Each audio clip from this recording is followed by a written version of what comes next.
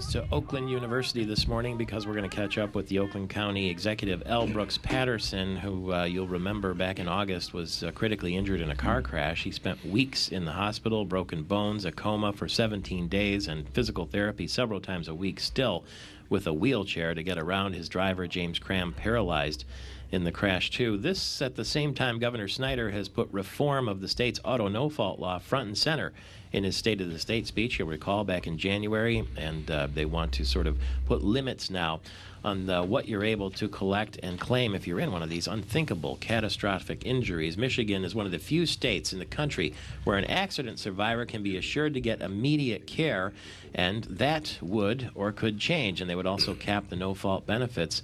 And to explain that more to us, people who know an awful lot about it, it's the CPAN is what the letters are. It's the Coalition to Protect Auto No-Fault. John Cornack is the president of the Eisenhower Center here. It's a rehabilitation facility in Ann Arbor, and back with us, Dr. Owen Pearlman from Trinity Health. Welcome, gentlemen, both of you, to the studio. Thank you. Good morning, Michael Patrick. I don't know, did I summarize the issue accurately? You did. You did. And, well, with the governor, he wants us to be a leader. He wants Michigan to be the leader of the nation, and with the auto no-fault, we are.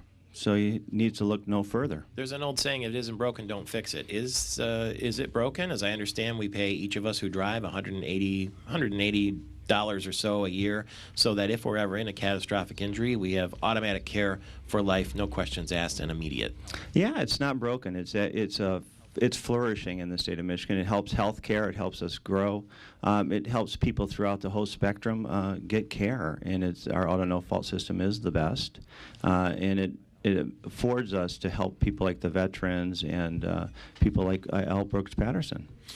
Doctor, is the supposition that those who provide this kind of lifetime care, whether it's in the home or in a facility, have stars in their eyes and dollars in their eyes because it's unlimited lifetime care, and so they charge more than they should, that kind of thing? Is that what the governor's talking about?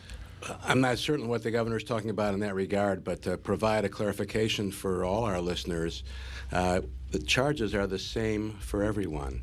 You know, in other words, whether a person has Medicare, Medicaid, auto, no-fault, Blue Cross, Priority Health, HAP, Blue Care Network, you have a charge master, and every price is the same for every service delivered.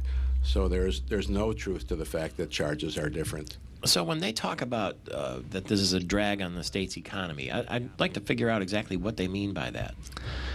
Well, it's quite the opposite. It's not a drag on the economy. It helps our economy flourish in the state of Michigan. So when they're talking, I think it's a drag on their cost centers, but I'm not sure it's a drag on our economy.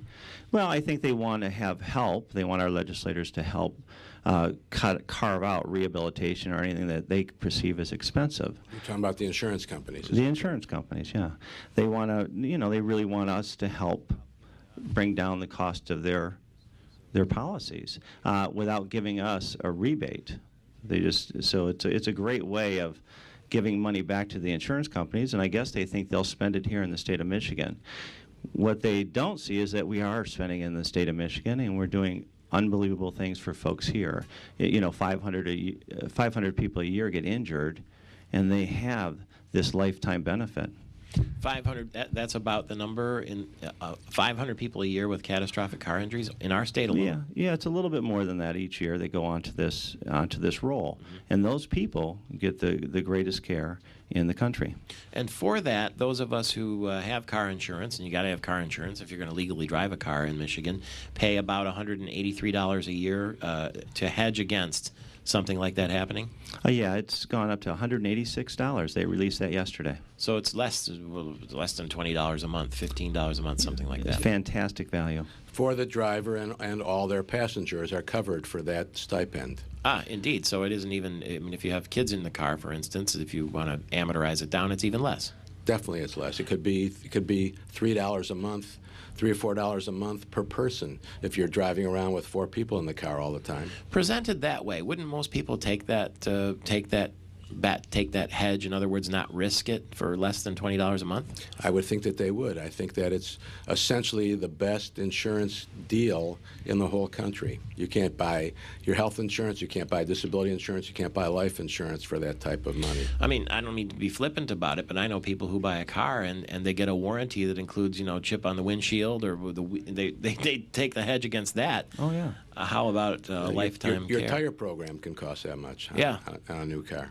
What is the recovery rate, if you know? I mean, I don't know if you know a statistic or not, but you know firsthand because you work with people, doctor, who are in an injury, in an accident like this.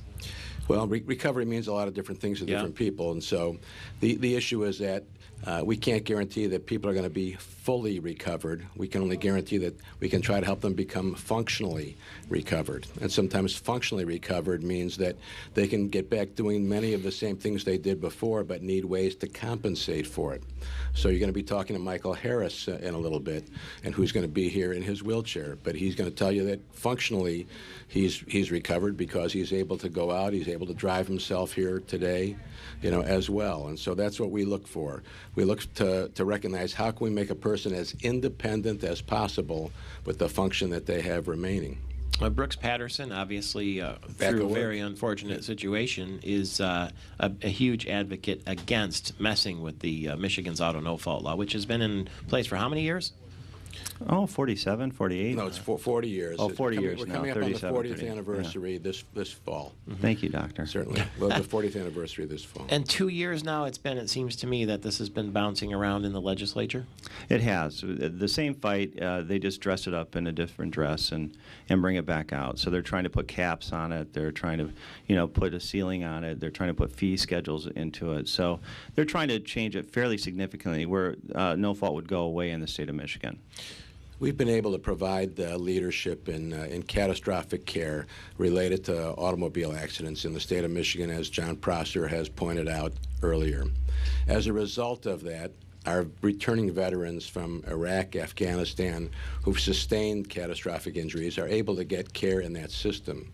And 4 of our post-acute residential programs in the state of Michigan have been certified by the Veterans Administration to provide residential care and treatment for their clients. In addition, we take care of people from Ohio who've been involved in work accidents through the Bureau of Workers' Compensation, who send their clients up to Michigan for treatment.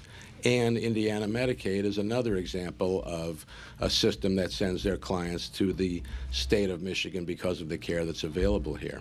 Wow. Well, that's a statement in itself, isn't it? Sure. Dr. Owen Pearlman with Trinity Health, thank you for being here with us, and we are going to continue this morning, our Thursday morning here. John Cornack, the president of the Eisenhower Center in Ann Arbor, and the president of CPAN, the Coalition Protecting Auto No Fault. Back with more in a flash.